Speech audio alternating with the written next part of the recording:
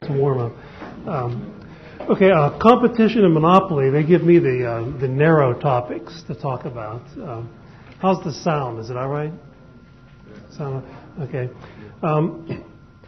What I put here on the blackboard is my version of a definition of competition that is in keeping with the way the Austrian school thinks of competition.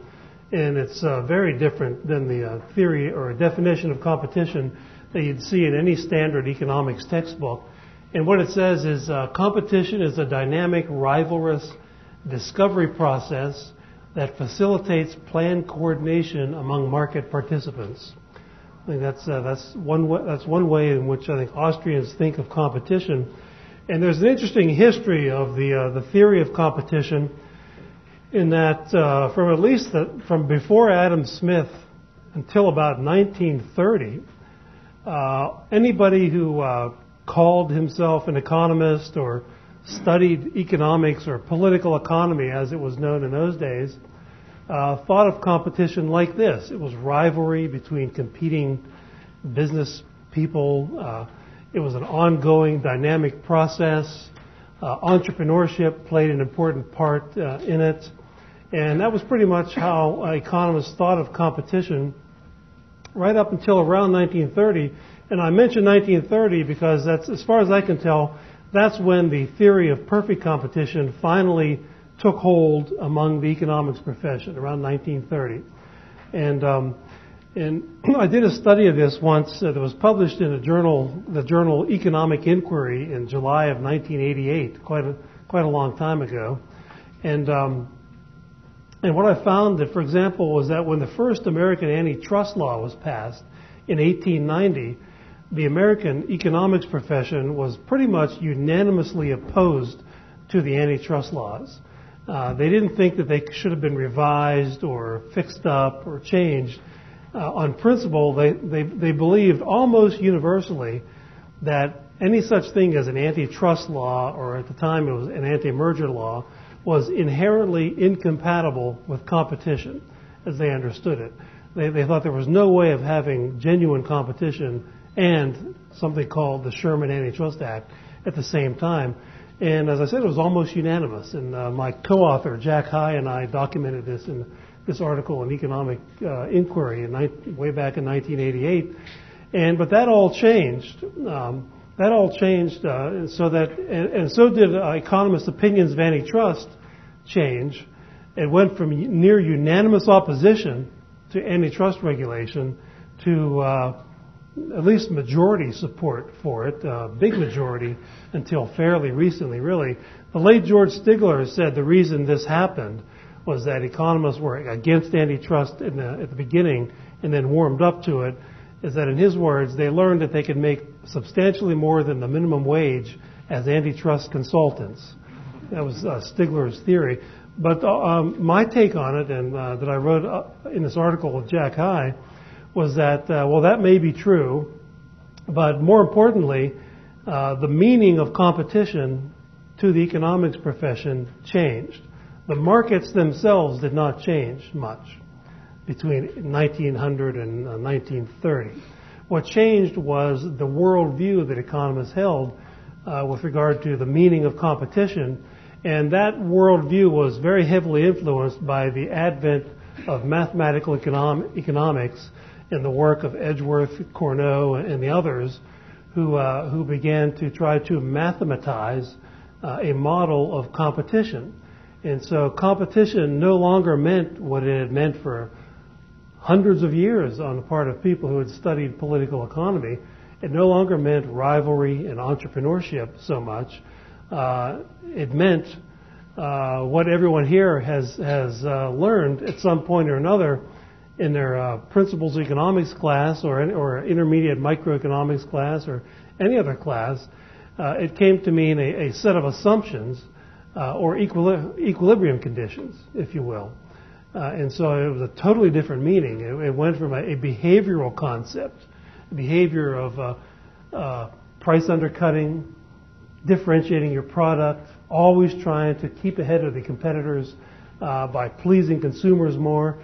It meant all these things previously, but now it meant if you look at the standard list of the assumptions of perfect competition, it means a totally different thing. And different textbooks will have slightly different lists. You've all seen these. Homogeneous Products.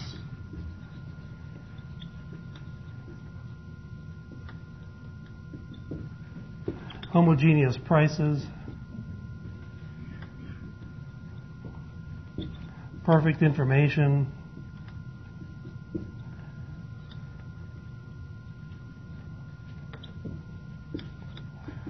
Costless.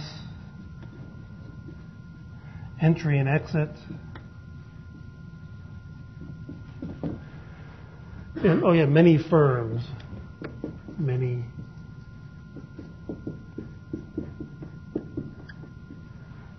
firms. These are sort of the standard assumptions of perfect competition, and that's what competition came to mean really by around 1930 and forevermore.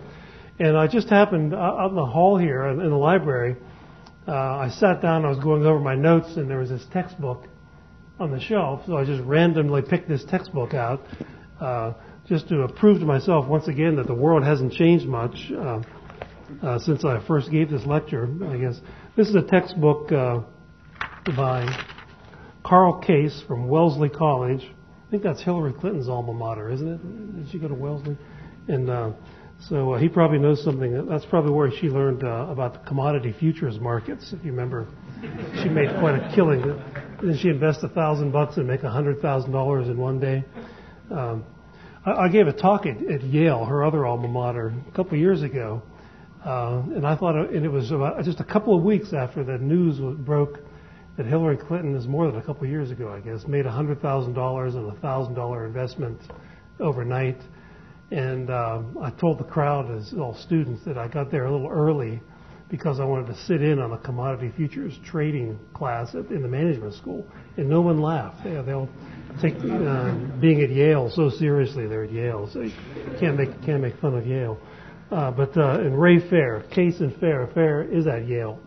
And so these guys, this is an Ivy League textbook. There's a picture of these two guys here, and they both have pinstripes up and down their faces because they're Ivy League. I think they make you do that. And but it's a standard textbook, and these textbooks are all the same pretty much.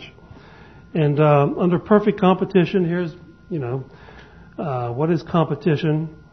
Is, quote, a competitive industry in which many relatively small firms produce nearly identical products. That's what competition is. And if you deviate from that, then that's not good. And they go on to say that they're talking about these assumptions. They list all these assumptions.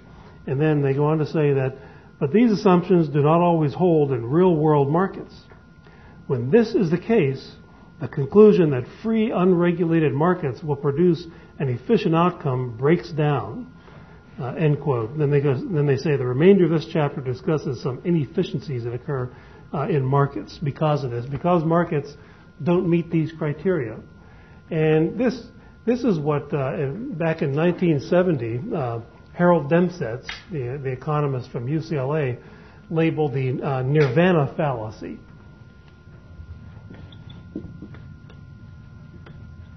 Nirvana fallacy.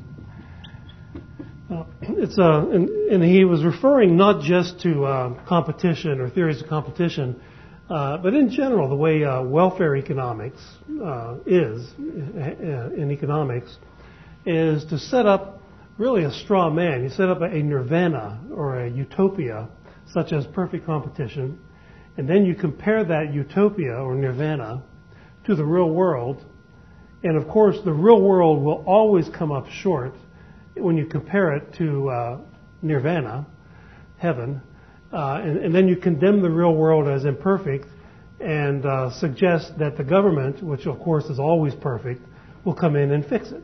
And that is the implicit assumption. The corollary assumption is that a perfect government will come in and fix the imperfect markets here. And there's never any nirvana fallacy on the part of the people who talk like this on the part of government being imperfect. It's including Case and Fair here in this textbook. And so that's the nirvana fallacy. And let's take a look at these, the implications of looking at competition in this way. Homogeneous products.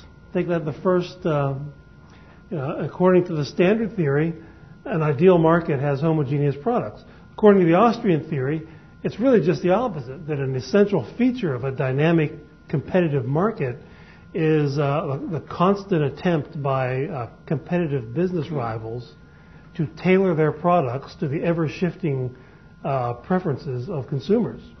As the world changes, consumers want different things. In a competitive market, you'd expect to see many, many different varieties of goods.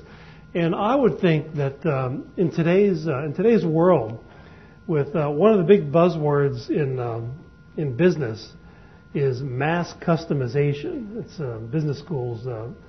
I've been teaching in a business school for quite a few years, and I've come to the conclusion that the study of management is just pretty much a memorization of buzzwords, because they ape economics a lot. They copy economics a lot. That's the good part of management education.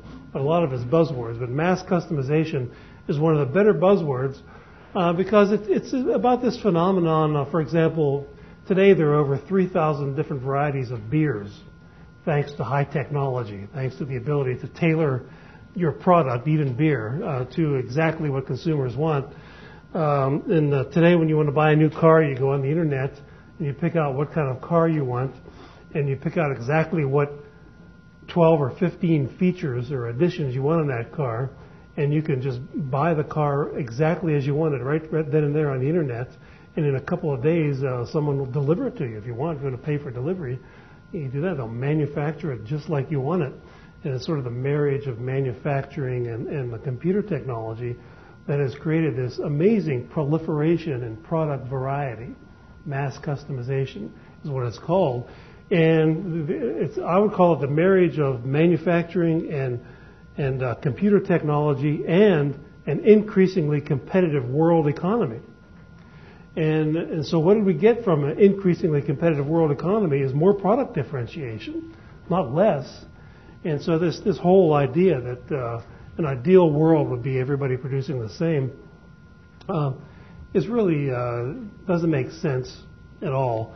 I guess the best you can say about it is it does enable, if you look at the competitive model, the perfectly competitive model, it does enable you to focus in on the effects of one kind of competition, price competition, because by definition there is no product competition in perfect competition. Everybody produces the same product, so why bother? There is no competition of that sort. So if you want to study just price competition, okay, then you need that assumption.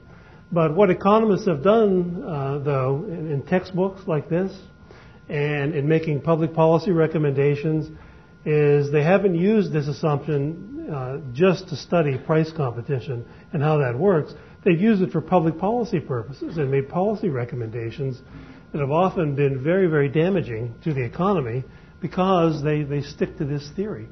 A famous case in antitrust circles was in the late 1970s. Some of you are probably familiar with this. If you've taken a course in industrial organization or antitrust, it was known as the cereals case. It was Kellogg's, General Foods, and General Mills were sued by the Federal Trade Commission. And the economist who brought this, who orchestrated this, was Friedrich Scherer, who's at Harvard naturally, and Friedrich Scherer. And he's a real big shot in industrial organization. He's been publishing this big fat book on industrial organization since 1970, and it's been a big seller for many, many years. But anyway, the cereals case, to refresh your memory to some of you, or to bring it up for the first time for others, was General Mills, General Foods, and Kellogg's were among the first to really expand the variety of cereal, dry cereal, that they manufactured back in the early 70s.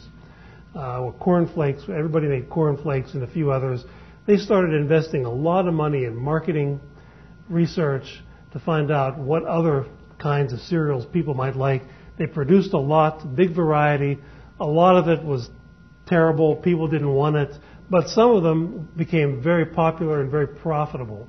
The end result was that by the late 70s, these three companies had 70% of the dry cereal market, and because some of their brands really took off. Really, I think Count Chocula became very popular, and so they made a lot of money. And so the Federal Trade Commission, under the direction of Friedrich, who was one of the chief economists there at the time in the Carter administration, sued the cereal companies for what they called brand proliferation. They invented a brand new theory, and it was called shared monopoly, the theory of shared monopoly. And because there wasn't a monopoly, that's a single seller according to the textbook definition, but they were sharing a monopoly, and they had achieved this through brand proliferation. And really the whole idea behind it was they achieved this alleged monopoly through product differentiation. And so there was a very big threat that at the very least these companies would have been had fines in the billions of dollars, because with antitrust prosecutions there's what they call treble damages. So if they could have proved that, say, consumers ended up paying 20% more for all the cereal they bought, they didn't. The prices didn't go up. But if they could have persuaded some judge of that, and if they could have persuaded some judge that there was, say, $100 million in profit that was taken away from other competitors because of this brand proliferation, that would have been the damages. The damages would have been $100 million to the competitors, and then let's say $500 million to consumers.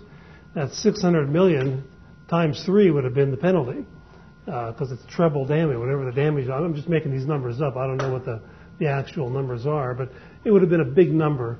That would have been a huge fine imposed on these cereal companies in the name of stopping brand proliferation. Well, thankfully, the judiciary threw this out, but not after causing these cereal companies, who knows how much money in defending themselves. But it's very mischievous, as I said, the idea that this is a characteristic of a competitive market. And economists haven't just stopped there and said, well, we're only concerned with our models, and we want to isolate the effects of changes in price and just look at that. That's not where they stop. They make policy recommendations. They can be very damaging. Another aspect of this homogeneous products assumption that has been harmful is when it's applied to the theory of monopoly. The standard monopoly diagram that some of you have seen, I guess all of you have seen this somewhere. There is a bit of a literature in economics that it's not quite as popular anymore. I don't see as many articles like this as there were 10 or 12 years ago. But arguing for more government regulation of product development, more government regulation of R&D and brand proliferation, once again. And one economist who's known for this is Dennis Mueller, who's, I guess he's in Germany now. He was at the University of Maryland for a while. I think he's in Berlin now. But he's quite a well-known economist in the field of industrial organization. He's written several articles in the Journal of Economic Literature on different I/O topics. And so you're pretty well known if you get invited to write a survey article in the Journal of Economic Literature on part of the field of economics. And one of the articles he came up with some years ago was he advocated more government regulation of product development because of the theory that new product development led to monopoly, and because after all, if it's new and nobody else has it, you're a monopoly. And so if you have, say, a firm, the standard monopoly diagram, if you had, here's marginal cost. If you had, say, a firm producing two products, there's demand and marginal revenue, two different products for which no one else, at least for the time being, is producing, then you have a monopoly in these two products. And as monopolists will do, they'll equate marginal revenue and marginal cost and sell at the monopoly price here. We'll call this product A. And the same for this product. Here's the monopoly price of product B. And so in the standard story that is told is in market A here, if you can see this. Of course, the standard monopoly story is that this quantity here, where the demand curve hits the marginal cost curve, would be the competitive level of output.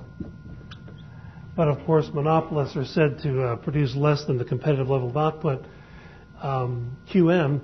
And so, according to Mueller and quite a few others, product differentiation that's a result of research and development can lead to an output restriction, if even for a time, and the time might be quite long, might be several years or whatever.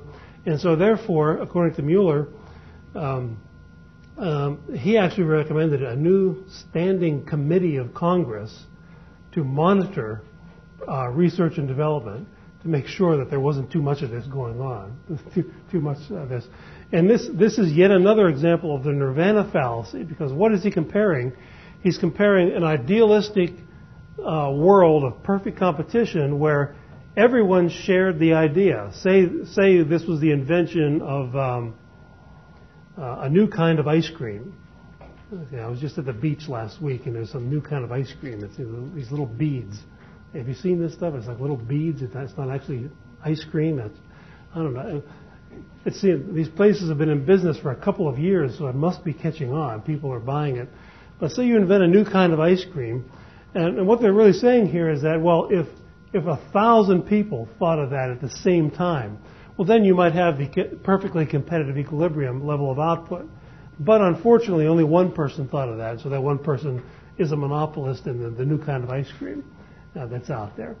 So they're comparing this nirvana to the real world, when in fact the real comparison ought to be comparing the actual world, QM, this level of output, to zero. Zero would be the realistic alternative had the invention not taken place at all. And so if you look at it that way, then innovation, product differentiation, it creates an expansion of output. So even on the terms of the standard neoclassical model of monopoly, there's nothing to be concerned about here with homogeneous products or product differentiation causing monopoly. But again, that's all sorts of mischief that can be created. I don't think Congress took Mueller's advice on this. And besides, what would you expect if there was a committee in Congress that was given the power to hold hearings and to allow certain types of R&D to go forward, private research and development spending, and to prohibit other types of private research and development spending? What would you expect to happen? Rent seeking. You'd expect a lot of businesses to go to Washington and lobby to have their R&D permitted, but their competitors' R&D prohibited. So in terms of the cost of monopoly, surely that would be much more costly to have people spending their money doing that rather than producing more different, better ice cream or whatever that they happen to be producing. And this whole thing of Mueller's was done in the name of reducing the social cost of monopoly, but surely there would be an increase in the so-called social cost of monopoly in terms of the rent-seeking cost, the lobbying that would go on there. So that's one difference. Homogeneous prices, that's another aspect of the standard theory of monopoly. But again, in the real world, there are lots of reasons why businesses will charge different prices. But what are some reasons why normal competitive businesses would charge different prices in different markets, for example, to compete? Any suggestions? What's that? Cost of living. Cost of living. If you're selling things, that's another way of saying demand might be different in different markets too. Consumer demand, that'll affect prices. Information. What's that? Information. What do you have in mind? Intensity of advertising or something like that? Information about what? Asymmetry?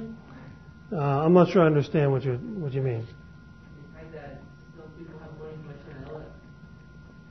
Some people have what? More information than other people. Oh, yeah. Okay. Yeah, okay, people have more, some people are better educated consumers than other people, I guess. Yeah, what else? Cost of transportation. Transportation, sure. Transportation costs could affect different prices. Anything else? Taxes. Oh, sure, taxes. The gasoline market. Fill up in Georgia if you're driving. Georgia has very low gasoline taxes, though, as far as that goes. Well, different degrees of competition. If you're trying to break into the Auburn market and you're selling chicken wings, I notice there's a lot of junk food in Auburn, and so it'd be pretty intense competition. You have to charge a low price for your chicken wings if you were to enter that market. But somewhere else where there's not that kind of food, but there is a demand for it, that'll affect what price you can charge, as far as that goes. So there are a lot of reasons. If you're a newcomer, I tell the story of I lived in the city of Baltimore for a while,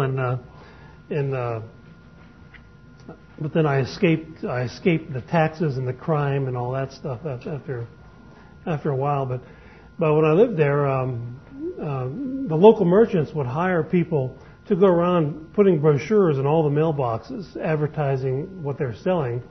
And so it always amazed me that I get these brochures for a large pizza, 32-ounce Coke, and a sub sandwich for $6.95 or something like that. And it was always a new pizza joint on the block that was trying to break into the market, and it had to get people in the door. You had to get people to come in and see what's there. And this is how they did it for a while anyway, by charging a very low price, probably losing money, because some of these deals it's hard to believe anybody could make money with that, all giving away all that food for that amount of money. But of course the idea was they wanted you to come and try it out, and then in a month or two they'll charge the going rate if you like their pizza and sub sandwiches and all that. So there are lots of reasons why in a normal competitive market you'd expect heterogeneous prices. But again, that's been another reason for prosecution of various businesses. Perfect information. The perfect information assumption, what does that imply with regard to advertising?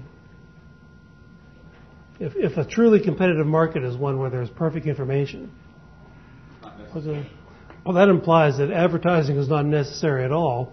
But of course, in the real world, advertising is a very essential tool of competition.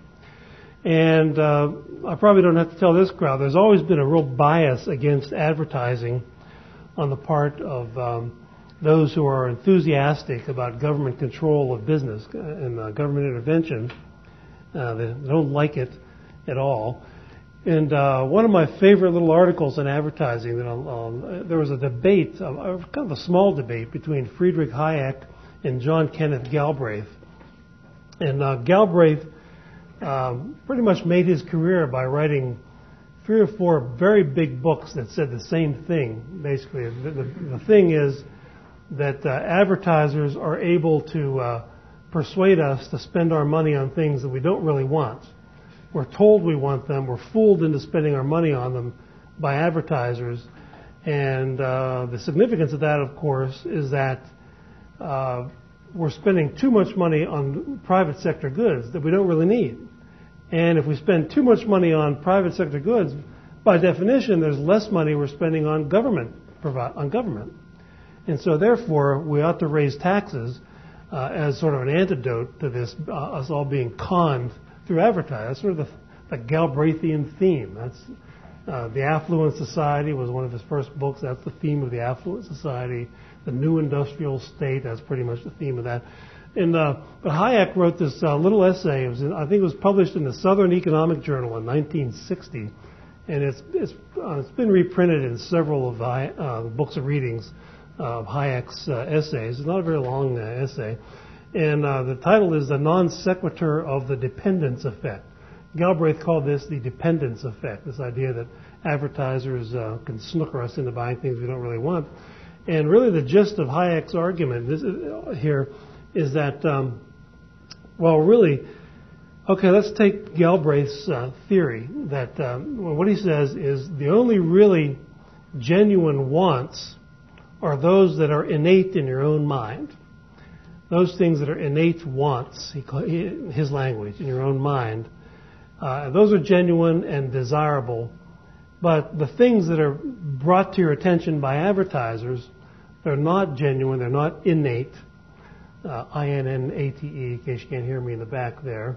And so therefore they're dubious, they're suspicious, maybe we shouldn't have them. Hayek said, well, let's use that as a standard for judging, say, Galbraith's books. I didn't think of Galbraith's books. Macmillan brought them to my attention. Therefore, they're not worth anything. The work of Shakespeare. I didn't think of Shakespeare's sonnets. They're not innate in my mind. Not worth anything. How about all the stuff that is brought to your attention in the public schools? You didn't think of all that stuff. Somebody brought it to your attention. Therefore, public schools are useless, worth zero. So it's an absurdity. That's why he calls it a non sequitur. It does not follow here. And Hayek said that the only truly innate wants are food, shelter, and sex. Everything else is brought to your attention by somebody. And so he pretty much demolished that argument. But this is still a very popular argument. You run into people who are not familiar with this, who are just absolutely convinced that this is absolutely true, that Galbraith is right about this. But of course, now with regard to advertising in general and its role in competition, there have been some neat studies done in economics. Some of you might be familiar with these. Ask yourself, would it be easier or more difficult to shop for car tires for your car if there were a complete ban on all forms of advertising for car tires, radio, television, newspapers, internet? If it was illegal and there was a prison sentence attached, 10 years in prison if you advertised for car tires, so that there was a pretty effective ban, would that make it easier? What do you think would happen to prices? Let me put it that way. The price of tires. If we had an ironclad ban on advertising for car tires. They would increase. Why do you think they would increase? Because most people wouldn't know what any other prices were, so you go to one place. Okay, well, it'd make it more costly to shop around. Transactions costs would be higher, in other words, and more people would be inclined to maybe stop at one place and then a second place and get tired of it and buy the tires maybe at the first or second place. They wouldn't shop around as much. And the merchants, of course, would know this. They would catch on, and they would know that they're able to charge higher prices, too. And so it's bans on advertising that you would expect to lead to higher prices, not the other way around, although the standard theory insists that since advertising is such a cost of doing business, it drives up the cost of doing business and therefore prices.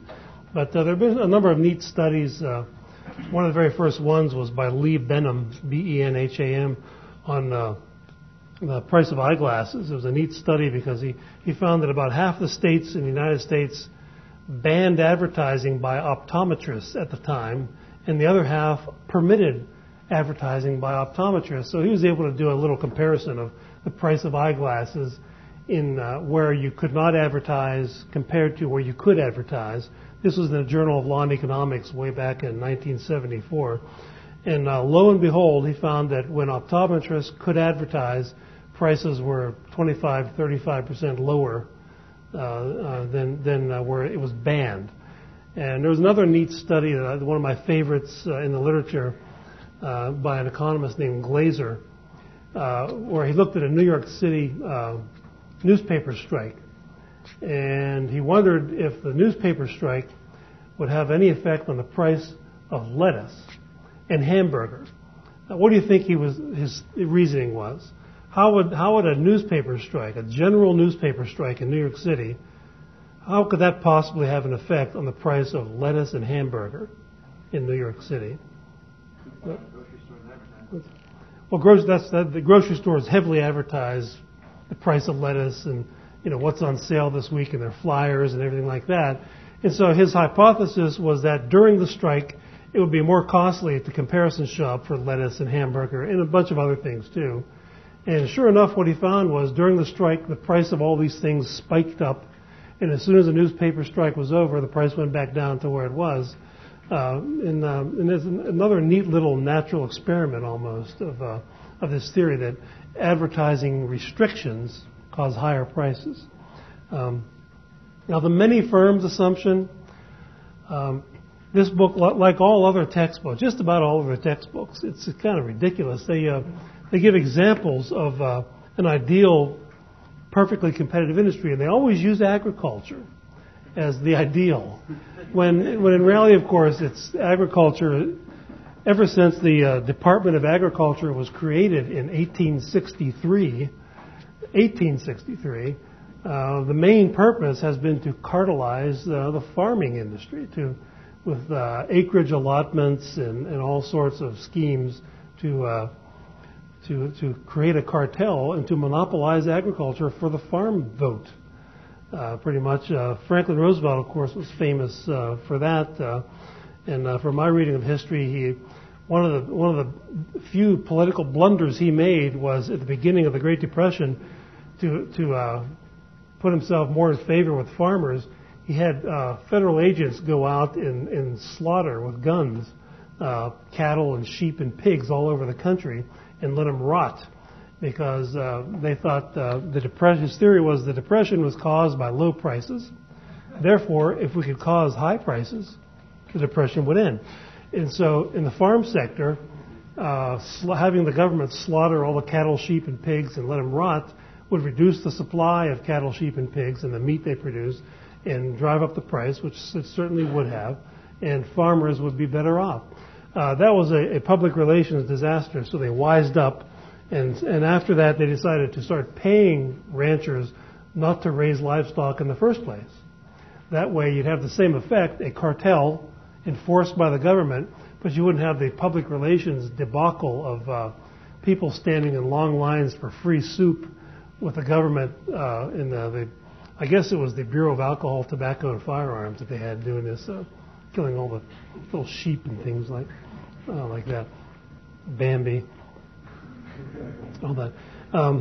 So anyway, that's the many firms assumption. To the Austrians, the sheer number of firms doesn't necessarily have anything at all to do with competition. In fact, if you look at, I would recommend there's the late Yale Brosen he's not an Austrian, but he was a Chicago school economist. He taught in the business school at Chicago, and I know some of his former colleagues. They sort of hinted he was sort of an outcast because he wasn't in the economics department. He's in the business school, which meant they made him do practical research, not just theoretical research. But he has this great book called Concentration, Mergers, and Public Policy. Yale Brosen died a few years ago. This was published in 1982. And it surveyed a vast amount of empirical literature in the field of industrial organization as of 1982 that really overturned the notion that the number of firms is a necessary ingredient here in judging competition. That especially that you need many firms, like Case and Fair said here, competition means many small firms producing a homogeneous output and all that. And what Brosen does, his work is very Austrian in that he looked at such things as, there were earlier economists, Joe Bain was one of them. He and his students at Harvard, once again, Harvard, so much bad comes out of the Ivy League schools. Probably have some Ivy League students here. But Joe Bain started this business of running correlations between size or industrial concentration and profitability. And so if you'd find the 8 largest firms in an industry who had a combined 60% of sales, he would expect that to be more profitable than if the 8 largest firms only had 30% of total sales in industry. And he did a number of pretty crappy statistical studies. It's one of these things where the profession was ready to accept this idea that many firms is an essential ingredient of competition because his statistical studies were really horrible. They were not even multiple regression studies. They were simple correlations, and there were lots of holes in them to begin with, but they were just accepted by the whole economics profession, sort of like the Keynesian Revolution. The Keynesian Revolution was all accepted before a single econometric article had been published. Even though what you're all taught is that the way we proceed in economics is to develop hypotheses, and then they're tested, and then once they're tested over and over again, that knowledge is accepted by the profession. That didn't go for the Keynesian Revolution. It didn't go for the monopolistic competition revolution, and it didn't go for this revolution in industrial organization in the 1950s and early 60s that said that industrial concentration means monopoly. But what Brosen did very simply was to me that's the sign of a great article or a great book, where someone does something, you read it and you say, why didn't I think of that? It's so simple. And what he did basically that really started to crack this way of thinking was he looked at the same data that Joe Bain did regarding a big long list of industries listed by level of concentration. That is, how many sales the top 8 firms had. And he had profitability data. And what he found was that if you look at these same industries over time, say over a 20 or 30 year period, then the very same industries that in one year, in 1960, had an average profit rate of 20%, way above average, 5 years later, they were down to 10%. And basically what he found was that over time, those who had near the top in terms of profitability tended to decline toward the median, and those that were below average profitability ascended on average. So if you look at markets as dynamic and rivalrous and evolutionary, you get a very different picture of how competitive, in this case it was manufacturing markets, were. Whereas all the other studies really looked at these industries sort of as a snapshot at one point in time. At one point in time you might find a correlation between concentration and profitability, but that correlation disappears if you take it over time. And that's really the Austrian part of Yale Brosen's research, and that really the Chicago school went a long way toward really destroying this idea called the market concentration doctrine. And much of this research was really essentially Austrian. They would never call it Austrian for brand name purposes, but it was essentially Austrian because they took a much more dynamic look at how markets work as opposed to static. The one thing, by the way, that really distinguishes the Austrian critics of antitrust regulation and the Chicago school critics of antitrust regulation is that the Chicago school critics, and there have been many good ones, still hold on to perfect competition as their benchmark.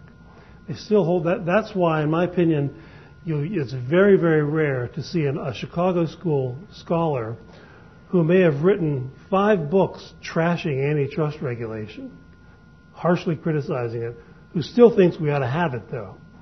It just ought to be guided by smart guys like him. That's essentially the thing. Whereas not all Austrians, but quite a few, agree with the early economists, the late 19th century economists, that antitrust is really inherently incompatible with dynamic, rivalrous competition and should therefore be abolished altogether, has no role in a competitive economy.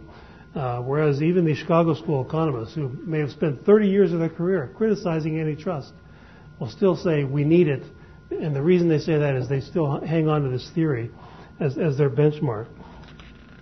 Some other areas where the Austrians differ from on competition and monopoly from neoclassical economists is the idea that somebody with monopoly power is a price maker, can set the price. If it's competitive, you're said to be a price taker. If there's market power, if you have market power, you're said to be a price maker, and you can make the price. There used to be a big literature in economics on so-called administered prices. You don't hear this phrase very much anymore, administered prices.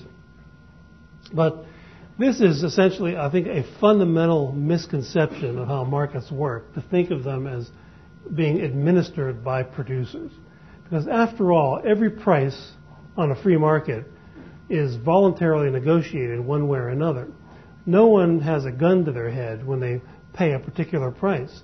You can take or leave any price. You don't have to do business with Bill Gates even. You can buy an Apple computer or any other variety. And so since free market prices are negotiated, that means there's a buyer and a seller who have to agree on that price. And so the idea that the seller can set the price, well, yes, they can hold a sign up and say, my price is $10, but it ultimately relies on the seller being willing to pay the $10. And you all know that if enough sellers are saying, no, I'm not going to pay the $10, then he can't set the price at $10. He'll have to set a lower price. So price setting is a mutual phenomenon. This whole idea that monopolists can set the price, this price here, monopoly price, is really not true.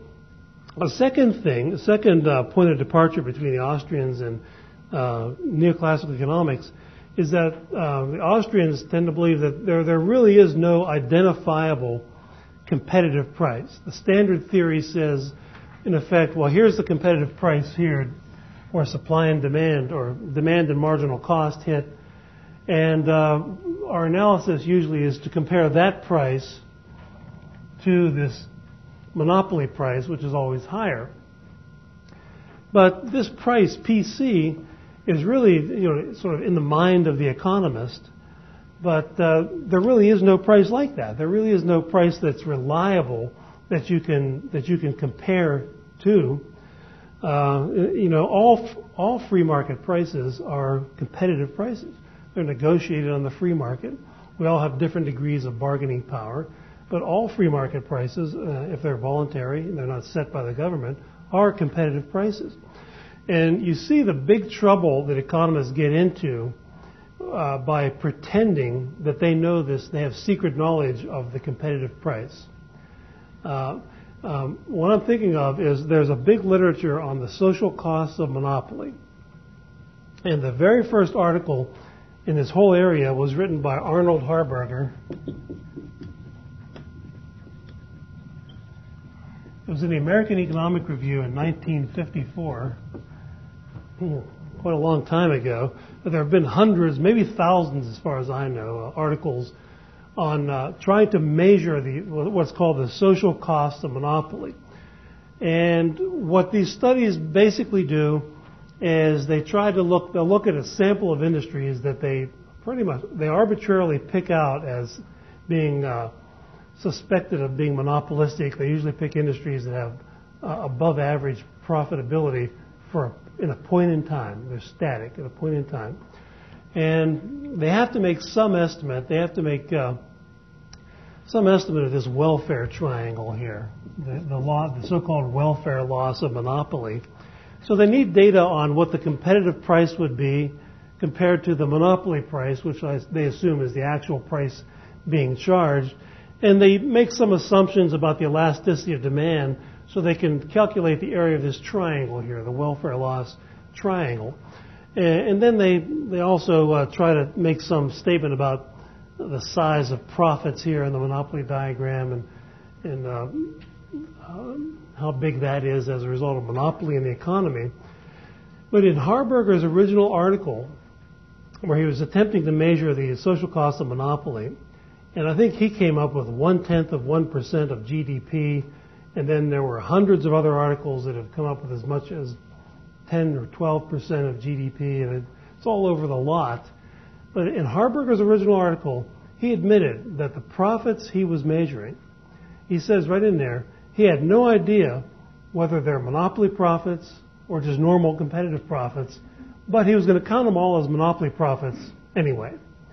And you can look at almost any one of these articles. I'll pick on Dennis Mueller again. He wrote one in the Economic Journal a while back where he said the exact same thing. He said, this sample of industries that we're picking, we have no idea whether or not the profitability is caused by the normal competitive process whereby people invent products and they catch on, consumer demand is strong, and therefore for a while they're making way above average profits. We have no idea if that's what we're measuring or if there's monopoly profits here.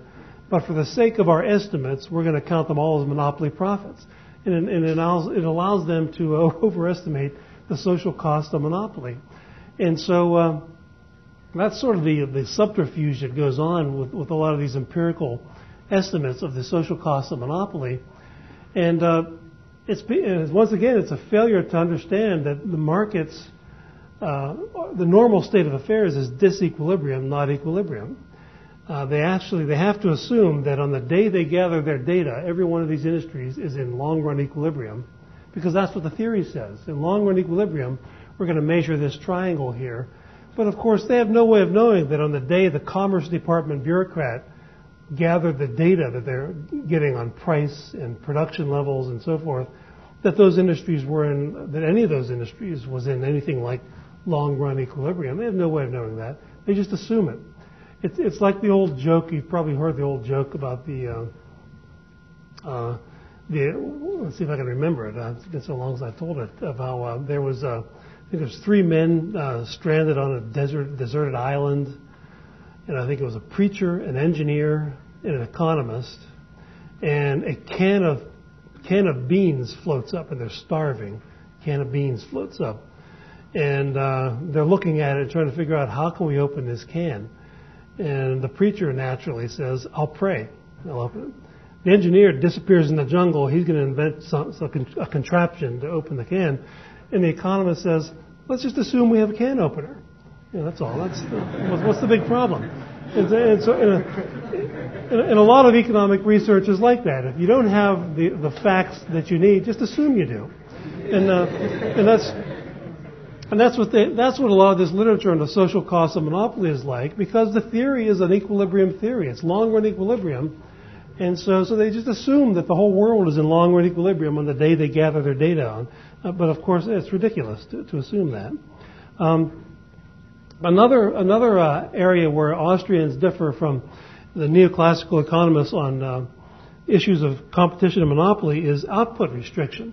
The standard story about monopoly is that monopolists restrict output relative to the competitive level of output. But then again, that assumes that you know that the existing level of output is optimum, and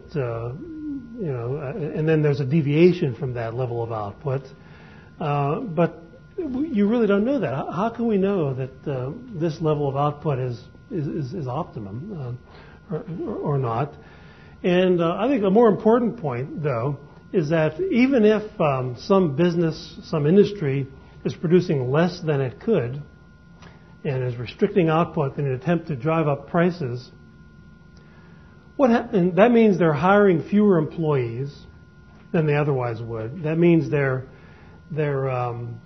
using fewer raw materials than they otherwise would. What happens to those employees and those raw materials if they're using fewer of them?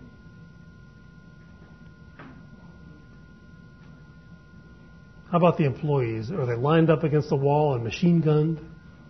What do they do if they're... What's that? Well, they get another job. They go out and work somewhere else. What does that mean with regard to output elsewhere in the economy? Well, they're going to be producing some other kind of output, presumably. And so in order to say that industry A, in restricting output, is restricting output and causing a social cost, it just ignores the fact that these resources are being reallocated somewhere else. I have, 1 minute? 4 minutes? Okay. And expanding output over there. And so really, the whole claim that output restriction is what monopolies do is also dubious, and that it's harmful to the economy is also dubious, because the claim is that consumer welfare is being harmed because there's not as much stuff here to be had by consumers because the industry is restricting output. But then again, there's more stuff and at a cheaper price somewhere else because output is expanding somewhere else. So you cannot say that social welfare has been diminished if one industry seems to be reducing output, even if you knew they were reducing output. And I've always had trouble with this whole idea of why we should have the government prosecute people for holding back output. One anecdote, I was at a conference at the Cato Institute. This is in 1990. The conference was actually my idea. It was to commemorate the 100th anniversary of the Sherman Antitrust Act. And there was a Federal Trade Commission economist there who was giving the crowd an update on who they're prosecuting nowadays. And one case they're pursuing was car dealers in Detroit. And apparently the car dealers in Detroit were all shutting down on weeknights at about 6 p.m. in the winter. And so the Federal Trade Commission was suspecting that this was collusion and that they were restricting output to drive up the price of cars. Now, first of all, anyone who goes into downtown Detroit after dark is crazy any time of the year, which is probably why they had no customers and were out of business. And so the question I had for this Federal Trade Commission guy was, what are you going to do? I mean, forced labor. If you tell them you have to stay open until 9 o'clock, that's forced labor, isn't it? It's a form of slavery. How can you? So economic efficiency requires forced labor, according to this idea. Who, by the way? Oh yeah, I think the current heavyweight champion of the world is a guy from Baltimore who beat Lennox Lewis. Anybody a boxing fan? I'm not a boxing fan, but wasn't Lennox Lewis the big shot? But there was some guy from Baltimore where I work who went to South Africa and knocked out Lennox Lewis. So he's the current champ. I remember it because they had a big impromptu parade in the city of Baltimore for him. And during the parade, someone ran a red light and rammed the convertible that this guy was in and knocked him out of the car. And he got bruised up. And I don't know, it's kind of a silly thing. But the city of Baltimore can't do anything right, it seems like. But anyway, why shouldn't we force him to fight once a week? He's restricting output. These guys only fight, twice a year? The prize fighters? Surely they're restricting output. And so, if you take this to its logical conclusion, we should force them to fight maybe once a week. And so output restriction doesn't make much sense. One final comment about one difference. I wrote down a list of differences here between the way Austrians look at competition and monopoly and neoclassical economists. The whole idea of a cartel as an arrangement on the part of businesses to collaborate in some way. How do you distinguish that from a corporation? There's a big literature in industrial organization on corporations as a nexus of contracts, whereby a corporation is really a nexus of contracts between all sorts of people, different companies, who all agree to work together and to work, competing against somebody else. They're colluding. They're forming an agreement not to collaborate with the other people, the other company. We're going to collude. And, how do you really distinguish between that and then just 2 or 3 more contracts of businesses getting together to decide to form what we call a cartel? It's really the same thing as a corporation. And as you all know, cartels never work unless they're enforced by the government. And I guess that's the final thing I'll say is the whole history of monopoly for hundreds and hundreds of years has been monopoly is caused by a grant of the government. And the Austrian view is that the only meaningful way of thinking of monopoly is if the government grants someone a monopoly and makes it illegal to compete. And I would use the antitrust laws as Exhibit A as probably the biggest cause or source of monopoly in America for the past 100 years or so. And that'll be the theme of my other talk on why we should abolish the antitrust laws